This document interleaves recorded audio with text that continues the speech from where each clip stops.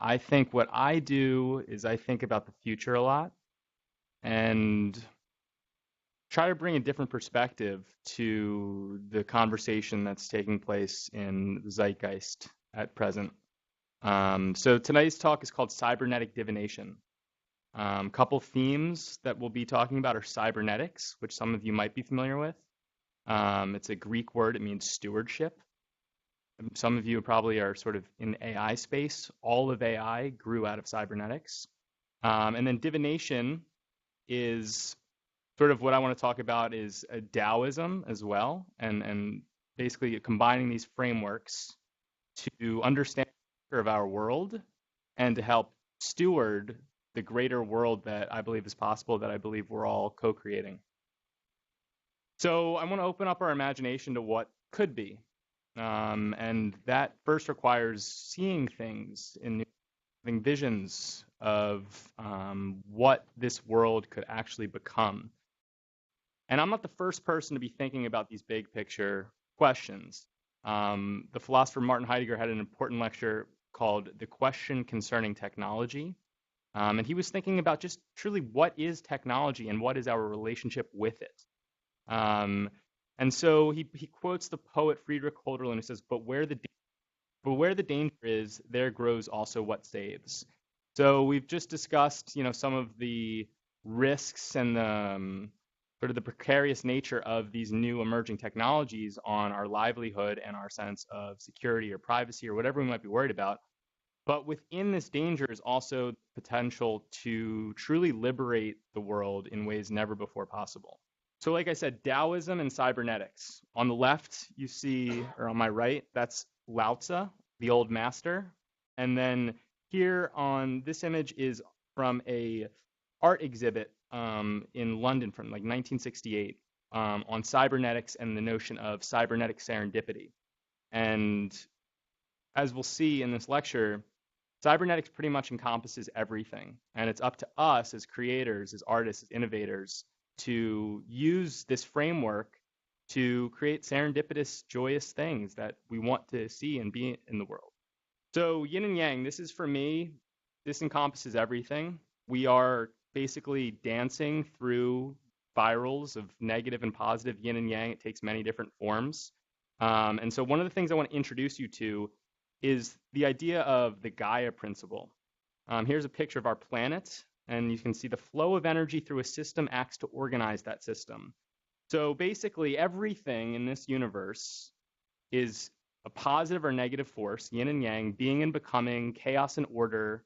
However, it can take all these different forms, masculine and feminine, fast and slow. But within our planet, that's happening sort of in a fractal way. And everything is interconnected, interrelated, interdependent. And we're part of this dance. And so to start to seeing this, they call it the overview effect. To understand this overview effect, not only is beautiful, it's truly rapturous, but it can help us as innovators, as creators, find ourselves within this flow of life and figure out how to best ride the waves. So Stuart Brand of the Long Now, and a hero of mine, he's done a bunch of awesome things. He says, we are as gods and might as well get good at it. So in the world in which we live, where we're creating synthetic life, creating artificial life, building all these amazing things, we have godlike abilities, but we're not very good at being gods. And so I use cybernetics and I use Taoism as frameworks to help us get good at this new world order that we're living in. So the frog, I bring this up just as a brief little caveat. There was a neuroscientist, or kind of like a complexity scientist, Maturana, and then McCulloch, who of the McCulloch-Pitts neuron, artificial intelligence notoriety. They had a great paper in like 1958 on the frog as understanding how frogs see the world. And basically frogs, all they see are small little things in their field of vision for fly. They're just looking for flies. But and because of that, they've evolved to not really see anything else but that.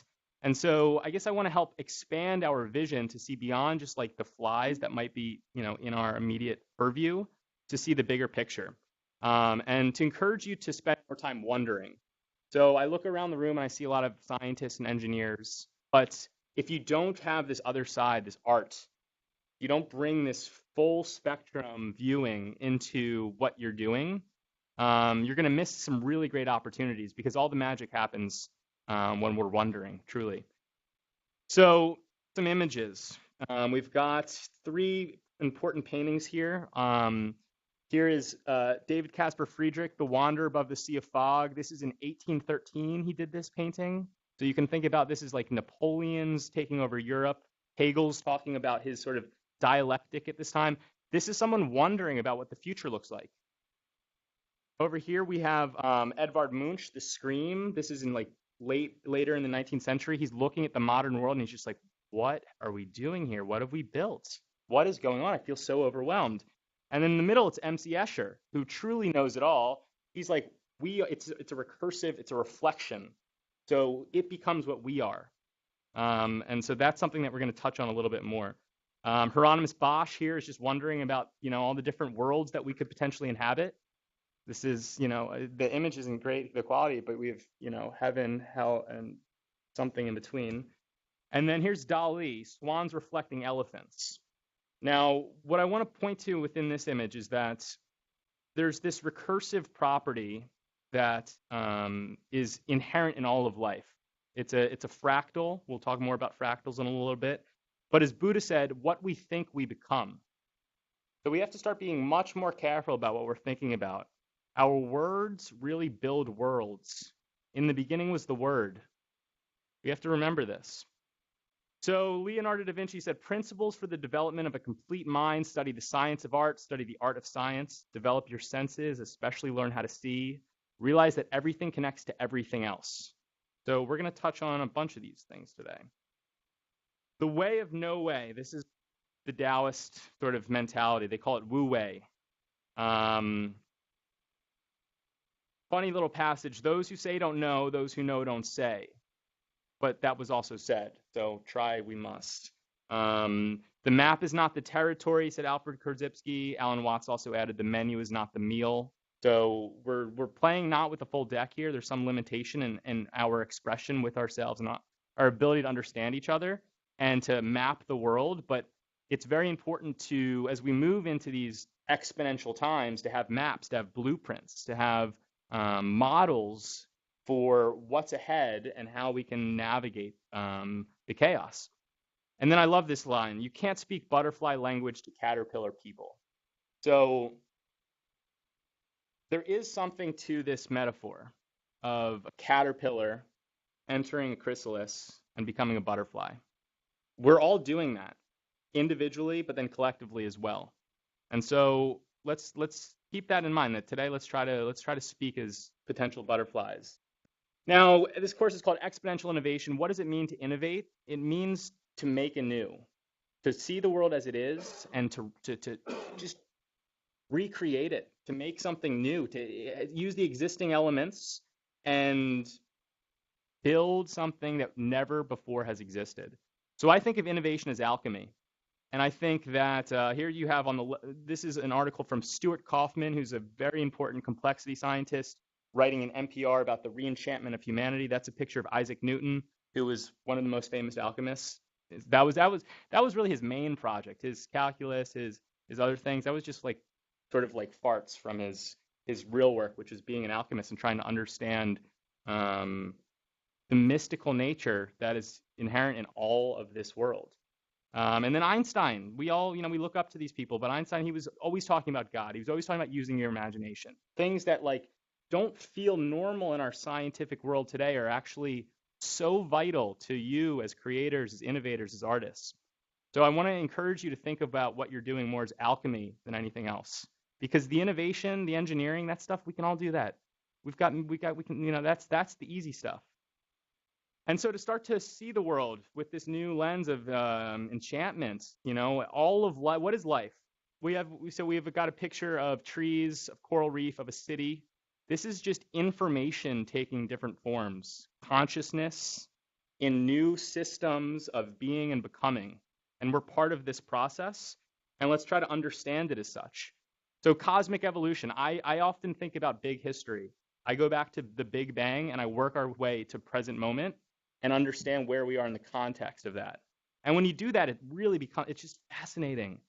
You know, going from like the Big Bang was like 14 billion years ago, and the Earth was like 4.5 billion years ago, trying to track all of this evolution through time.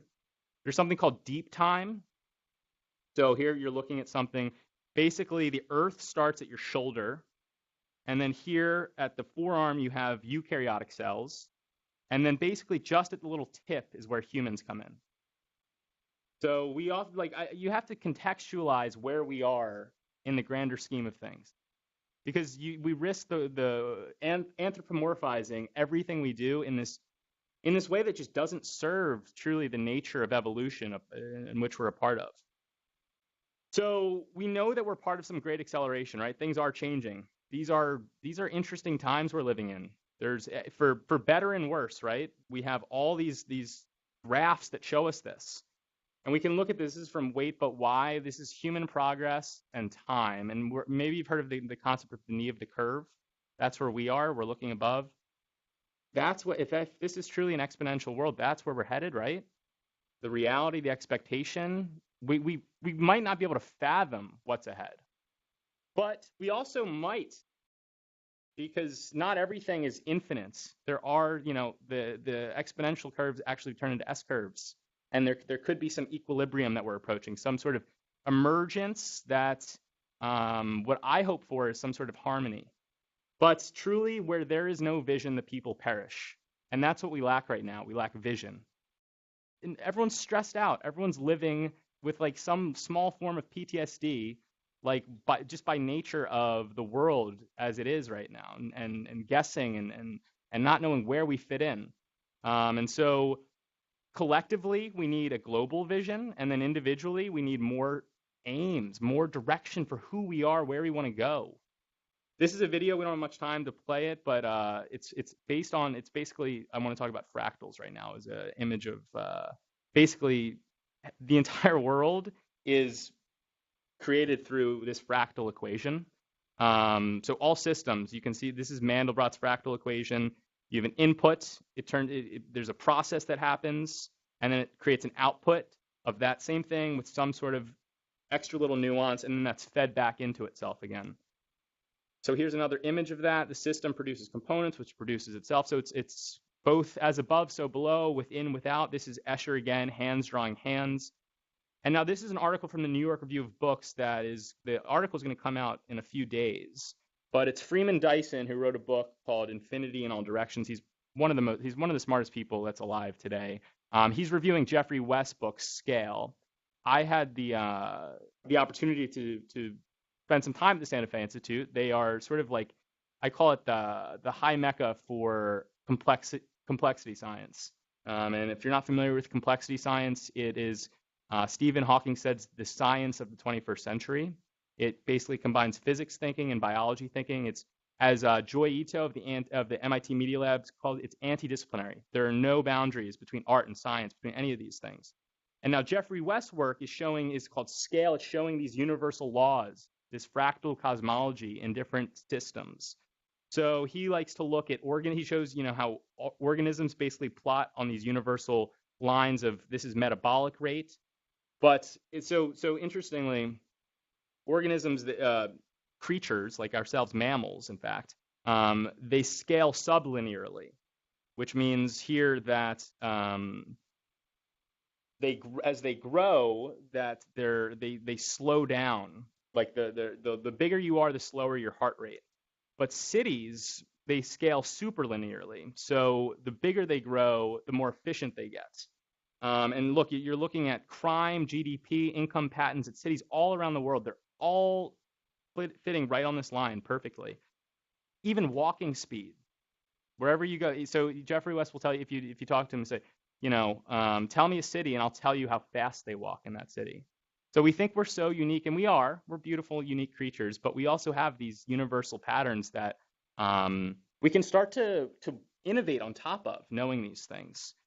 So there's a universal mathematics, the spooky uniformity of life on Earth, a new physics theory of life. So this is from Jeremy England at MIT. He's basically working on Ilya Prigoghine's work, who was a really important inspiration for me. He did work on cell dissipation. And basically, all of life, this theory says, is an organism dissipating entropy productively into its environment. So you have an input, you do something with it, and then you put it into your environment in some way. So a plant, it takes in sunlight, it makes energy for itself, and it releases CO2 in the environment. Artists, they take in emotion, they take in existential anxiety, they alchemize it, and they make art.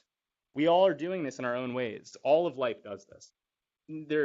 MIT Tech Review, cities on Earth grow in the same way as galaxies in space. Ants swarm like brains think. Deep neural networks and the nature of the universe. Everything has this connection. This is an important, I love this title, Mosaic Self-Similarity Logic and Biological Attraction Principles. That's pretty much the theory of everything. That's how everything, it's a fractal cosmology. It's a mosaic of life. There's self-similar patterns. Everything is sort of behaving in these similar ways. And then the attraction principles is where we're headed. Like a plant goes towards the light. Wall Street, it solves for quarterly earnings and shareholder profits. We all have these optimization problems that we're solving for. All systems of life do too. So we're asking big questions. Is the universe constant? I don't know. I kind of think it is. Here's from back in the day. This is an equation for intelligence. I like this. He says, intelligence itself may be viewed as an engine for maximizing future freedom of action. And the philosopher Friedrich Hegel would agree with this as well. He says, the history of the world is none other than the progress of the consciousness of freedom, a progress whose development, according to the necessity of its nature, it is our business to investigate. So yeah, I've been investigating this nature. It's not me. I brought on all these books today because, as C.G. Jung says, people don't have ideas, ideas have people. So I think for me, it's like I can pull up any of these people and the answers are there. Like this is something is like, for me in my journey, like I said, I met Professor Wadhwa in 2012 next door at Singularity University.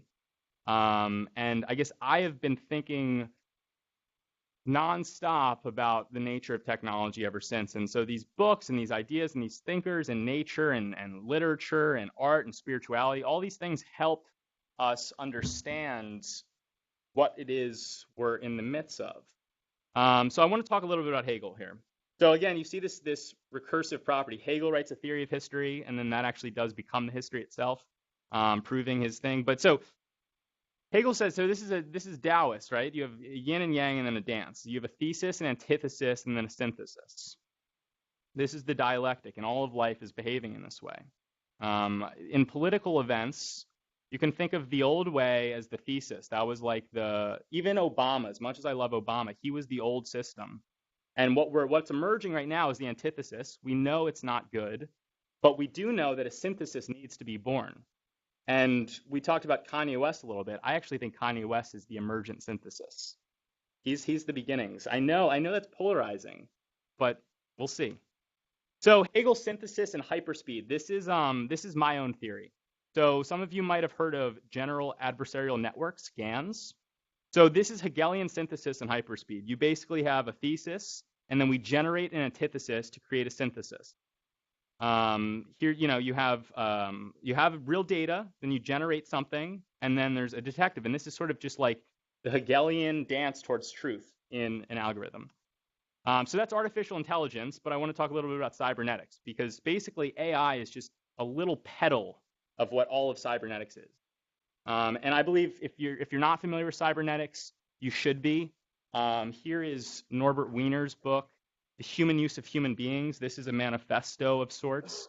Norbert Wiener invented cybernetics in 1948. He declined an invitation to the Manhattan Project, in fact, to try to figure out how we could better steward spaceship Earth. And complexity science grew out of this. And basically, it covers pretty much everything. And this is like something to study if you're interested about understanding how the world works. This is a little bit more of the history. Ross Ashby, Ludwig von Bertenfly, I've got some of their books around. But pretty simply, you have a system. Systems have an input and then an output. And it's studying that flow. But in the business context, it's all complex, right? You yourself, you're a complex being. You're interrelated with other complex beings, and together you're in a complex soup, and all of these things are happening together. In nature, you see this in all these different ways. All of Earth's inhabitants are interwoven in a complex web of relationships. Interactions of the parts affect the whole system. Even art is something. It's cybernetic in ways. To cybernetic eyes, all viable organizations look exactly the same. They are all underwritten by the same laws. And so the Taoists saw this as well. They had different elements for this. They simplified it. We live in messy times, so we need principles, right? So Ray Dalio, some of you may be familiar with, he wrote a book called Principles. This is his 5-step process. His goals, then the goals run into problems, and there's a diagnosis, and there's a new design, and there's more doing. Then there's more audacious goals, and there's failures, and learning principles, improving, and the goals, you have sort of machines that can help you achieve your goals. And as we're all on our own hero's journey, this is like the fractal element of it. We just keep sort of going in these loops, hands drawing hands. And so Stuart Brand, he has something called pace layering, how complex systems learn and keep learning. So this is a really helpful framework to see how the world works. So you have all these different interacting systems from nature to art, and they're feeding back on each other. So nature affects culture, affects governance, affects infrastructure, affects commerce, affects art. But let's say we're really concerned about nature right now, which if we're not, we should be. Well, it's going to start with art.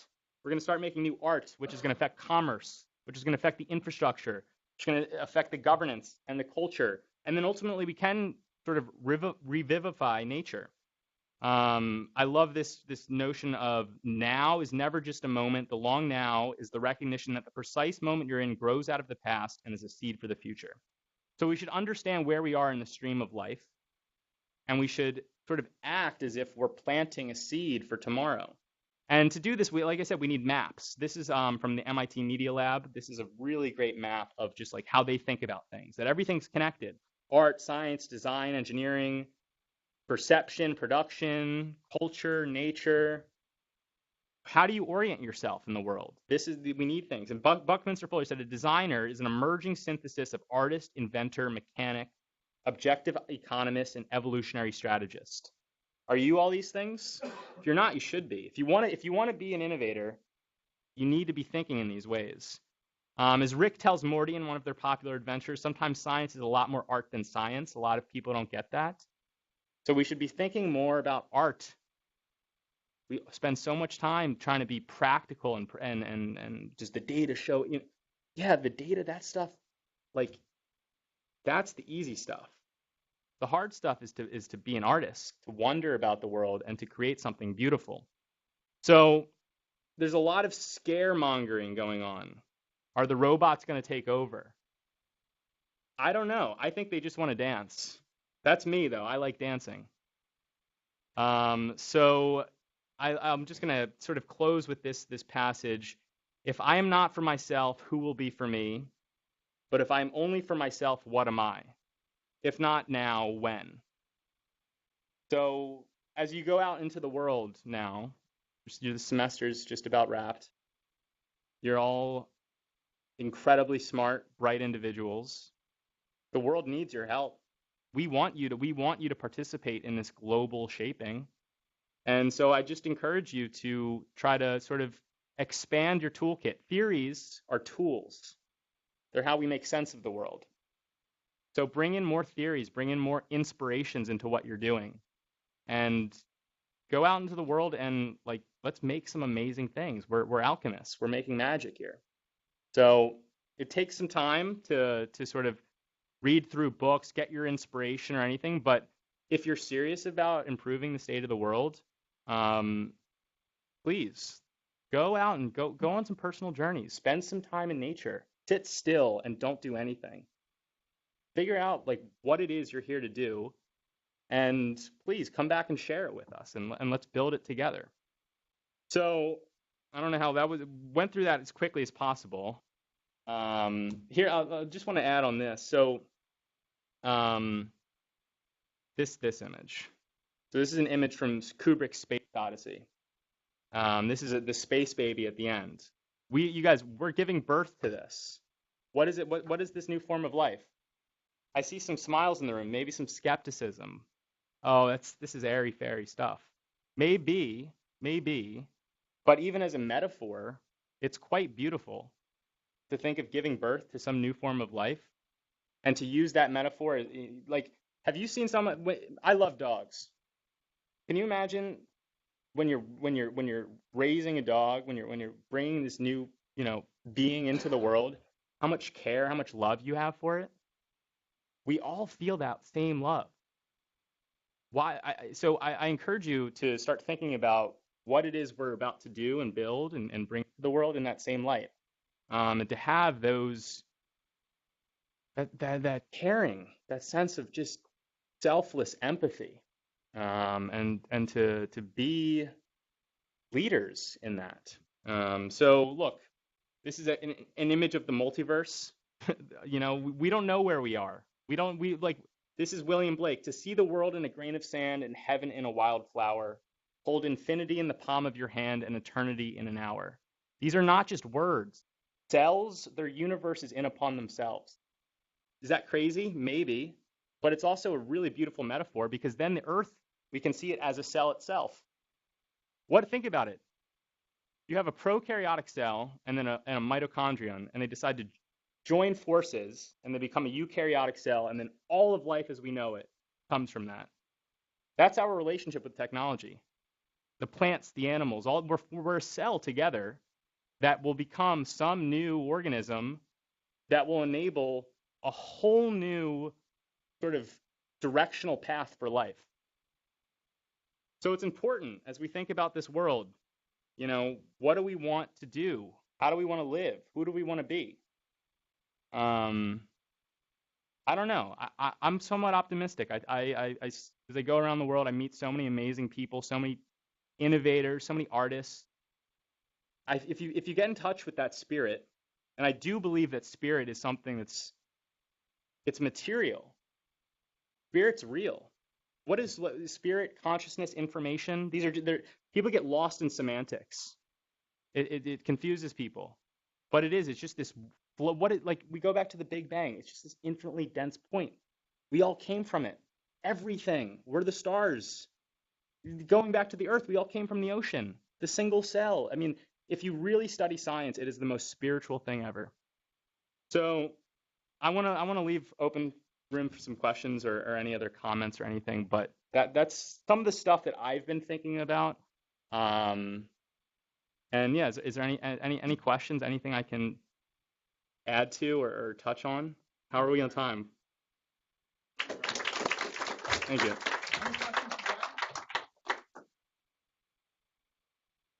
So, from your talk, I got the impression that you believe that if from a thesis and an antithesis there is some synthesis, there can be multiple forms of synthesis, right? There can be some formation of some synthesis which is destructive, but you believe that the collective power of evolution and how everything is just a flow will eventually sort things out, and we will continue to progress as we have been. Yeah. So in that context, how do you see today's is there something different about today's world that you see, that you're worried about certain forms of synthesis that maybe than maybe compared to a few hundreds of years ago or something? Yeah. I mean, so I think music's a great metaphor. I think we're all part of one giant symphony, and we all play different instruments. I'm an optimist. I'm literally just here to hope and be hopeful, to point to things that can show us that there's reason to be optimistic. Certainly, we are living in the most volatile of times ever. The system being so interconnected, it can collapse so easily as a result of that. And we have new weapons, new things that can interfere with the flow of life like never before. Also saves. And so it can also be the means through which the world connects itself in a way never before possible. So for me, blockchain is a new connective tissue for the planet. And we're building truly a world mind, global computer. And my hope is that It will help us distribute resources more efficiently, share knowledge around the world, to understand where things are and to be able to efficiently have an AI system built on top of it. It's just pinging things around. It's going to get easy, guys. We can grow as much food as we want. No one should be hungry. Everyone should have access to education, homes. I use Maslow's hierarchy. I just want to help push everyone up Maslow's hierarchy. And the beauty of it is, they talk about effective altruism. It feels good to help other people. It feels good to see other people doing well. So we have, we talk about there's a book here, Finite and Infinite Games. He talks about win-win solutions. That's what we're moving towards. We're moving towards the non-zero-sum games where everyone benefits. James Carse. Like the answer's already here. This isn't me. This isn't him. It's all of it. It's just together when we put this mosaic, when we understand this mosaic, the answers are there. And it's easy. We can really solve some things. So we're playing at, it's delicate, sensitive, all these things. I mean, we can blow the world up. There's obviously so much that's wrong with the world, and there's so much potential chaos and terror that we might have to face and contend with. But I believe in the human spirit, and I not even the human spirit. I believe in the spirit at large. I believe life, evolution. For me, evolution, I say, is that which evolves its own evolvability. It is just making itself more and more able to evolve itself. And so, there might be some chaos, but in that chaos creates greater synthesis that can actually withstand more and more sort of chaos in the next iteration.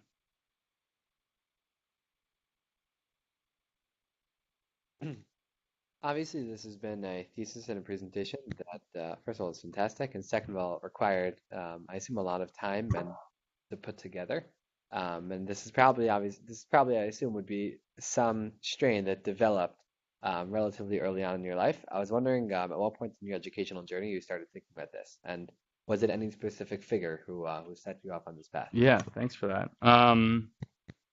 I remember just being a little boy and saying, just because things are the way they are doesn't mean they are the way they should be. And always viewing the world through that lens. I never listened to my teachers. Never. Teachers know nothing. Don't listen to me. I learned from Professor Wadwa, so I'm not knocking anyone, but like it's all of us need to figure this is. To understand fractal cosmology is to understand that we are all our own teachers ultimately. That we're all our own little pockets, our own little universes in and upon ourselves. And so I guess I've always just been a free thinker. For me, these are all my teachers. All the teachers were my teachers in their own way. For opportunities for me to teach myself, to figure out what it is that they were sort of trying to sell that I wasn't buying. And certainly there were some great teachers as well, but I think I learned more from artists than I did from teachers. Albert Einstein was an important influence for me. Just the greats. The greats. Going back, the deeper, the older they are, the better. Buddha, Lao Tzu, Plato, Aristotle, pre-Socratics, Heraclitus. The older and the deeper you can go into the treasure trove of wisdom, the better. Nassim Taleb, he's actually another person I've learned a lot from, but he has something called the Lindy effect, which you should Wikipedia, which is a way to understand, the longer something has existed, the more chance that it will continue to exist. So I don't watch the news. I try to just stick with the classics, and realize, if you really do believe in deep time, then 20 years is nothing. Why I love the long now. It really helps to contextualize the present moment in the grander scheme of things. And so if you're going to look for teachers or inspirations, look for people that are casting their net as wide as possible. And ultimately realize that you are your best teacher and that you're the synthesis of all the different inputs. And Yeah, for me, I mean, my journey it's taken me a lot of different places. I've been an entrepreneur, I've been a writer, I've been a researcher, I've worked on a commune. I basically, Joseph Campbell, he says, follow your bliss. That's all I do. AI was exciting to me for a little while. I was, helping in AI startups. Blockchain's exciting to me right now. I'm working in blockchain tech startups. Um, Whatever like gets you going, just follow that and trust that it'll work out. Brian, I just tweeted about you. It was a beautiful lecture. What I said was, can we really create a future as bright as this Brian Hoffstein? I've begun to worry more and more about the dark side of technology. The equity, knowledge, and culture gaps are growing just when they should be shrinking. But I agree the human spirit can triumph. Yeah, thank you. That's my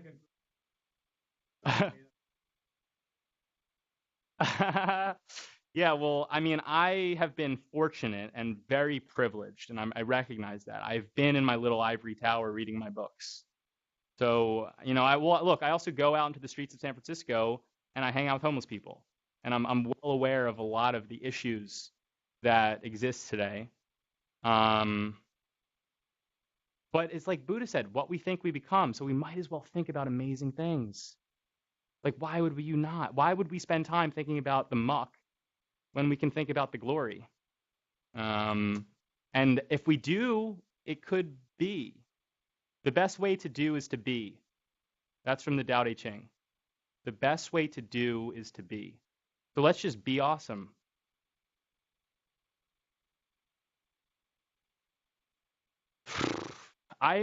smoking these days. Hey, I encourage recreational use of substances. I think our consciousness is an important tool and we need to manage it as such. I'm serious. If you haven't tried mushrooms, try mushrooms. For the record, like We have to edit that part out of this class. well, I read about I read like dozen books at the same time. I always have I have everything here from like Rumi and Rilke and Wallace Stevens poetry to James Joyce and David Foster Wallace and Thomas Mann, it's literature, to philosophy to science. I think it's really important to have this range, and I sort of pick and choose. So I'm someone that some nights I feel like reading philosophy, some nights I feel like reading literature, some nights, they all have something to provide. And so I guess I follow that wonder, and it can, yeah, take the new books. Right now I love Marshall McLuhan. I'm reading the Gutenberg Galaxy. I love Soren Kierkegaard. I'm reading some of his philosophy.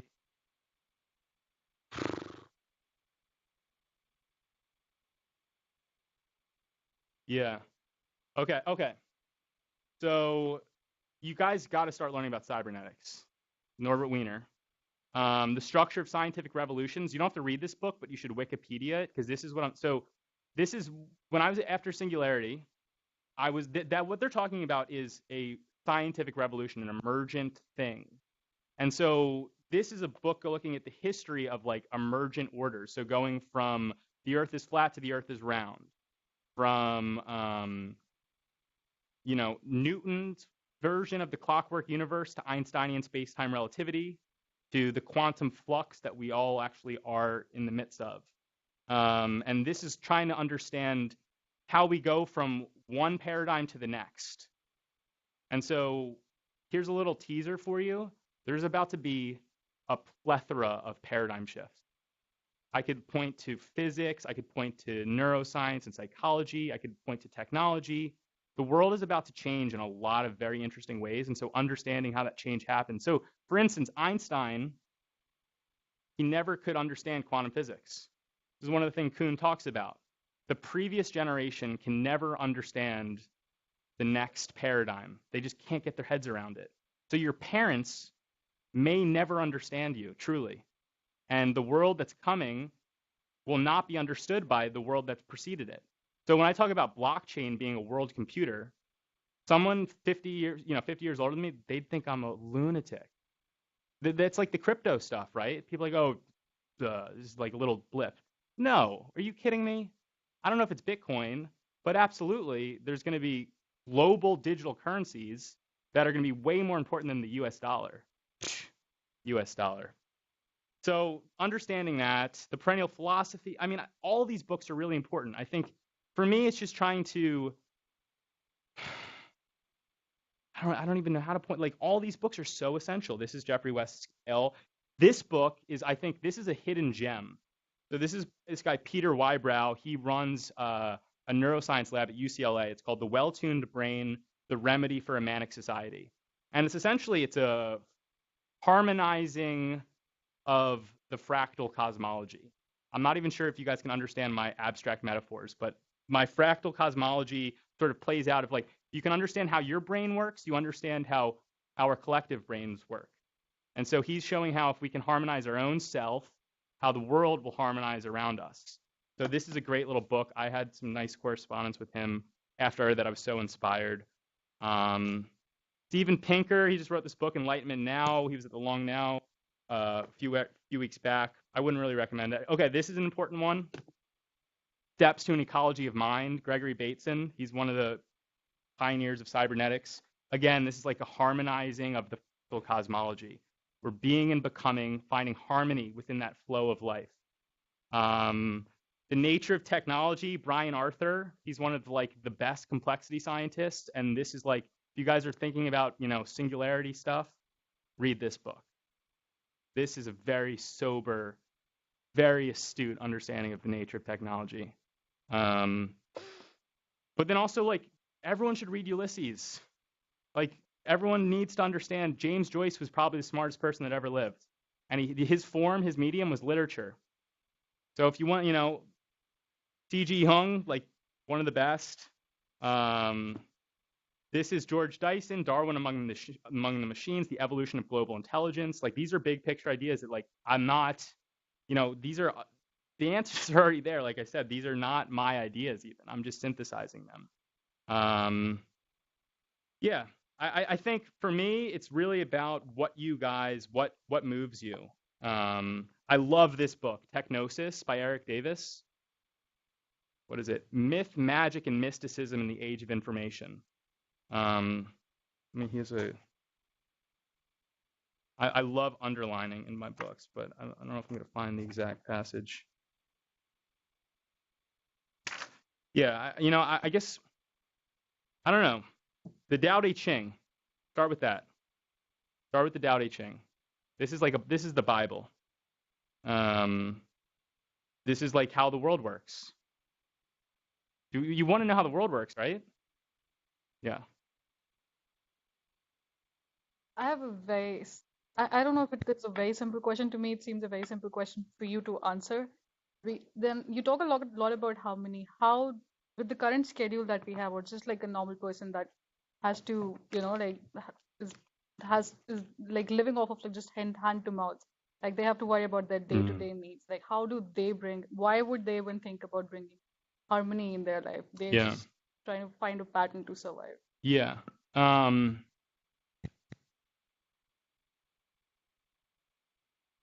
Yeah, I mean, I have a lot of compassion for people that like. So, okay, I started my academic career in behavioral economics, and in behavioral economics, there's this great study, the marshmallow experiment. I'm sure some of you are familiar with it. That you bring a kid into a room and you say, "Here's one marshmallow. If you can wait 15 minutes, you'll get 2 marshmallow." The ability to delay gratification correlated with basically every sort of positive outcome in life that you could imagine. For these kids to delay gratification meant that they had something special that they could. It was an important life skill. But they retested the study with inner city kids, and in fact, the kids that basically were given the same prompt of, "Can you wait 15 minutes for 2 marshmallows?" Well, they grew up in a world in which they couldn't really trust the world that they've grown up in. And to wait for something actually was not the rational move, because there's no guaranteeing those 2 marshmallows in their world. So in fact, it actually made more sense for them to just take the 1 marshmallow then. And so, yeah, I mean, to be creative, going through Maslow's hierarchy, like you need to have all these other things before you can be in the space in which you can think about global intelligence and about harmony and about poetry. Um, all I can say is, as innovators, I think it's our responsibility to help free this space up for everyone to be able to play with us in these intellectual, artistic ways, and to really nurture it and appreciate it. And yeah, it makes me really sad to think about kids that don't have the opportunity to read Rumi. Rumi's amazing. All the world's secrets are in his verse. Yeah. Um, your graphs, they'll climb up to the right, time on the X and whatever it might be on the Y. They're all climbing from, however long back your time actually starts. Do you view your role as driving that climb, or is it a foregone conclusion? Are we just trying to keep up? Yeah, so no, well, there's this one chart that was showing the S curves, right? So I don't know. I think I actually do not think that there's anything such as infinite growth. I think that's a myth. I think this is more or less, so like population, for instance, is not going to go above 12 billion. Probably going to stay around 10 billion, in fact. And so there's a great book that I didn't bring with me, but it's The Rational Optimist by Matt Ridley. He's tracking sort of all of the problems that we've ever worried about over history, and showing why, like, yeah, we need the fear mongers, but we figure this stuff out. Malthus was wrong. Like we were able to innovate our way into accommodating billions of people on this planet. So yeah, I don't think infinite growth is a thing. I think that we will find some sort of harmony. And I think basically when you see these graphs that are just going up infinitely, it's just because people are just like guessing. They're like, yeah, something's coming. They don't know what it is. And it's our jobs to actually figure out what that harmony is going to be. Oh, for sure. I think the Tao, that's harmony. That is what the Tao is. Like, truly.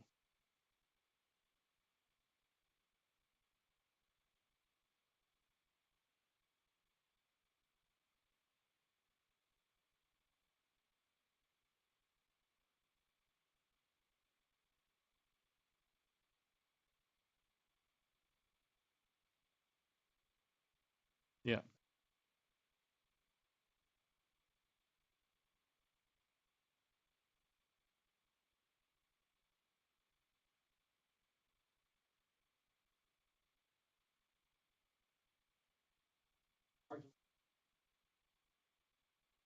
Yeah.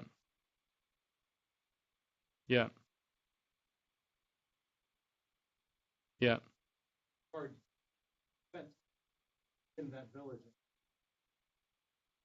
communities are coaching. Yeah. Struggle when you're right. You don't have it. Maybe have the most positive change. Yeah. We're growing towards ones who get better education. Yeah. And those communities are not. Yeah. And I'm just curious, that's an observation I have, and I struggle with that because I come from an underprivileged background. Mm-hmm. I've come to where I am, and I'm lucky. Yeah. But I don't think there are that many people that actually have that background. Yeah. That actually are in this room, Mm-hmm. at Stanford or Harvard Mm-hmm. or Berkeley. Mm-hmm. So I'm just wondering how you Yeah. have struggled with this. I know you Yeah. struggle with this too. Yeah. I do. Yeah. So I spent 3 years at Harvard. Harvard Square is filled with homeless people. It is a really I live in Soma in San Francisco. It is literally, there's like refugee camps of homeless people.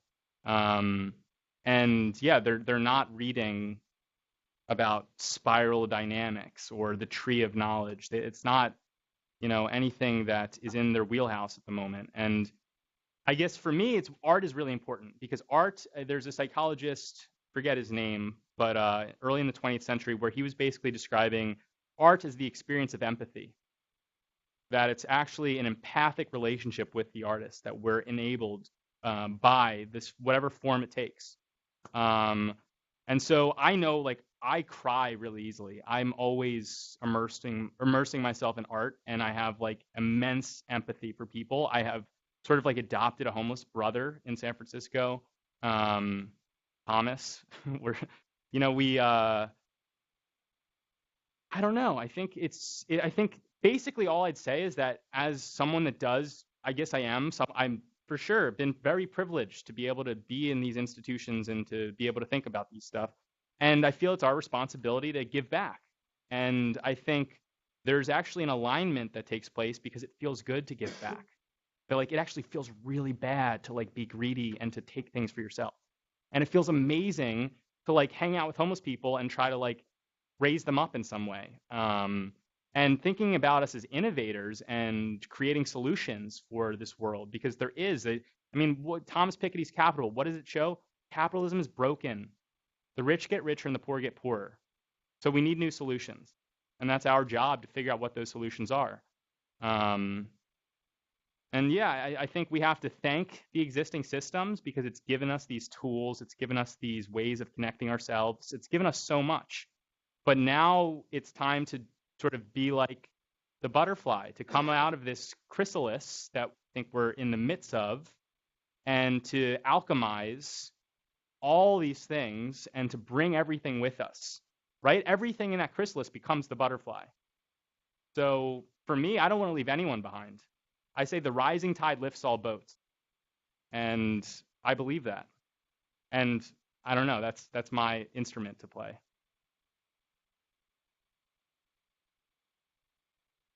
Yeah. That's why this book is important. Ulysses, like James Joyce is going into people's heads to literally I have David Foster Wallace somewhere around here, Infinite Jest. That's what where is it? Ooh, here's some good books over here too. I didn't see. Like read this book.